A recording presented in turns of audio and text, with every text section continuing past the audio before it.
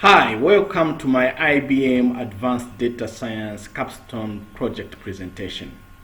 My name is Richard Njolomba. I am a chartered accountant who has just fallen in love with data science. I'll be tackling a subject on credit card fraud detection using machine learning. So welcome to the presentation. Welcome back. The global credit card fraud was estimated at 24.6 billion in 2016 by the Nielsen report, a publication covering global payment systems. The cost could be even higher, as the estimated cost mentioned above does not include the cost to retailers, card issuers, and users. The problem is expected to increase by 10 billion in the next 3 years. The cost to individuals and retailers can be very devastating, and thus the need for banks to come up with new methods of fraud detection. The purpose of this project is to create a model that will predict fraud credit card transactions so that card users are not inconvenienced by incurring huge amounts of money resulting from fraudulent transactions. For the purposes of this project, I have chosen a dataset from ZD website. The dataset is one of Xete, an e-commerce and financial service app serving 10,000 plus customers in Uganda. This dataset includes a sample of transactions that occurred between 15th November 2018 and 15th March 2019. It's fairly a new, a recent dataset. ZD is the first data science competition platform in Africa. ZD hosts an entire data science ecosystem of scientists, engineers, and many others who are focused on solving Africa's most pressing problems. Fraud detection can be used to connect data points in order to discover potential fraudulent behavior before it actually happens. Fraudsters have become more sophisticated. Therefore, fraud detection methods used in predictive analytics have to create connections from raw data to discover which interactions would lead to fraudulent behavior. The model solution is based on two unsupervised traditional machine learning algorithms, isolation forest and local outlier factor. As per the requirement of the course, I've also used one deep learning algorithm. The technology applied include a data file in CSV format, which was uploaded in Watson Studio as an object. I used Jupyter Notebook in Python to perform data loading, processing, and model training. I used Pandas data frame for data loading, data processing, and feature extraction. I used Matplotlib and Seaborn for visualization. I use scikit-learn for pre-processing, cross-validation, and visualization.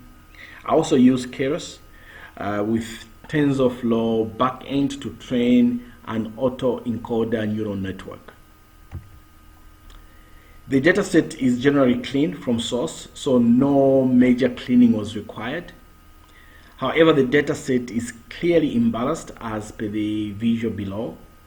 More than 99.9% of the data transactions were actually valid transactions. The dataset has no missing values, but it was necessary to drop columns with no impact on the model performance. So I dropped transaction ID, batch ID, account ID, subscription ID, customer ID, and currency code. Two categorical columns needed to be transformed to numerical data. I transformed product category and provider ID. I use accuracy score and classification report from scikit-learn to feed the model. From ensemble method, I deployed two commonly used methods, isolation forest and local outlier factor, as mentioned earlier. The two methods, in my opinion, were suitable in fitting imbalanced data sets. For example, isolation forest is based on the fact that anomalies are data points that are few and different. The local outlier factor algorithm is unsupervised outlier detection method, which computes the local density deviation of a given data point with respect to its neighbors. It considers as outliers samples that have a substantially lower density than their neighbors. So from this you can see that these two methods would suit our data set, which is highly imbalanced. The model evaluation gave us the following result. Isolation forest performed better than the local outlier factor. We achieved accuracy figures of 99.7% and 99.6% respectively. These results appear quite good, but when it comes to precision, recall, and F1 score, local outlier factor performed poorly. You can see from the table the precision, recall, and F1 score under local outlier factor was very poor with regards to class 1. But with regards to isolation forest, class 1, we didn't perform that badly. We had precision of 43%, recall 43%, and F1 43%. So generally speaking, isolation forest performed better than local outlier factor. With regards anomaly detection, using autoencoders, I used Keras with TensorFlow backend. I standardized, I applied standard scalar from sklearn in order to transform all the numeric data such that the distribution will have a mean of 0 and a standard deviation of 1. The main idea is to normalize the features. I split the data into training and testing sets and applied a random seed specified at the beginning of the project.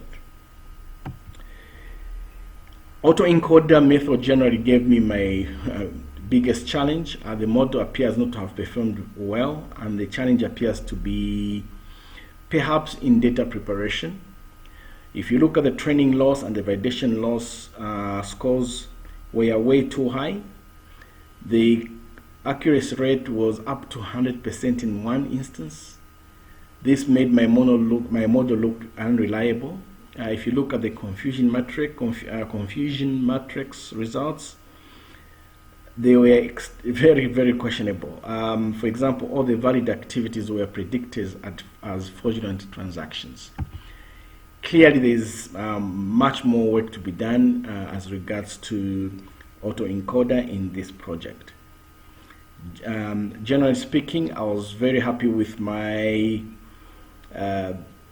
performance of in the first part of the project using isolation forest and local outlier factor. With this, thank you so much for your time and have a good day. Hi, I had a good time working on that project. It gave me a few challenges, but I think it was very interesting. I wish, however, that the sample sizes were larger than what I had. I think that would have given me better results. What I would love to do now is to take the whole project, improve on it, and put it through Power BI. Power BI is the Microsoft self-service business analytics application. It now allows Python scripts to be written in it, and that would really be very interesting to see how Power BI would handle that. Once that is done, it will be much easier to share it with stakeholders, because Power BI is extremely good at sharing files and reports and creating dashboards out of it. Otherwise, I had a very good time. Thank you and have a good day.